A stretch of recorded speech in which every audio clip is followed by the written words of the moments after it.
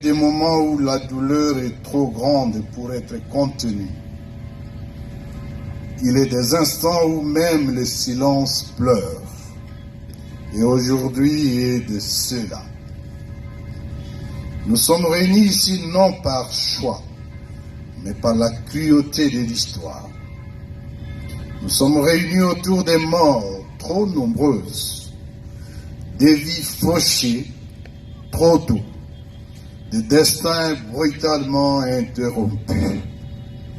Une fois de plus, M. Tshisekedi et son régime tribal a tué. Il a tué sans voir. Il a tué sans entendre les cris. Il a tué sans distinguer l'ennemi de l'innocent.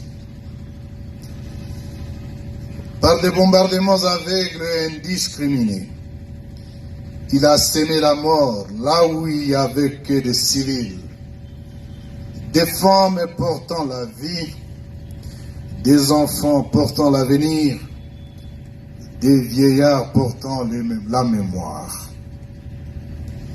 des êtres sans défense, dont le seul tort fut de se trouver dans un espace libéré. Comme si vivre hors de leur domination était devenu une faute suprême. Comme si aspirer à la liberté équivalait désormais à une condamnation à mort. Ces bombes n'ont pas seulement détruit des maisons, elles ont détruit des rêves. Elles ont anéanti des projets de vie, des rires d'enfants, des espoirs de mères. Elles ont anéanti des projets de vie. Le régime tribal et illégitime de Kinshasa a arraché à la vie les rêves de toutes ses victimes, emportés par une folie meurtrière qui ne respecte ni l'âge, ni le sexe, ni l'innocence. Aujourd'hui, ce n'est pas seulement Massissi, ce n'est pas seulement un village qui pleure, ce n'est pas seulement une communauté qui saigne. Aujourd'hui est un grand jour de deuil pour toute notre nation meurtrie. À travers ces martyrs que nous pleurons, nous nous souvenons de toutes les victimes civiles tombées ça et là, sous les bombardements, les massacres et les tueries orchestrées au fil des années. L'allocution de l'administrateur du territoire était poignante là-dessus.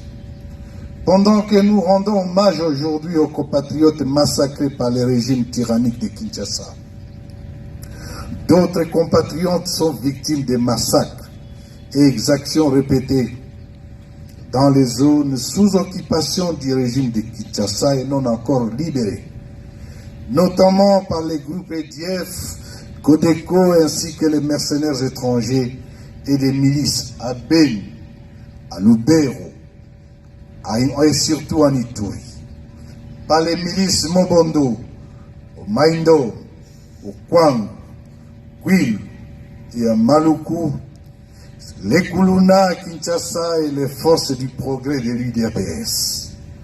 Elles sont nombreuses, trop nombreuses.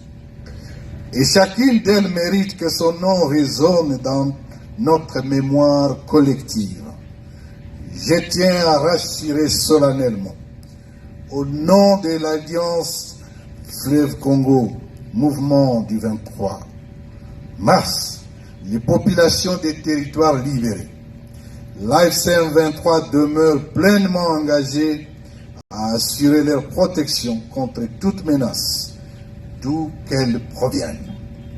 La sécurité des civils, la préservation de leur dignité, et le respect de leurs droits fondamentaux constituent les priorités absolues de notre révolution constitutionnelle.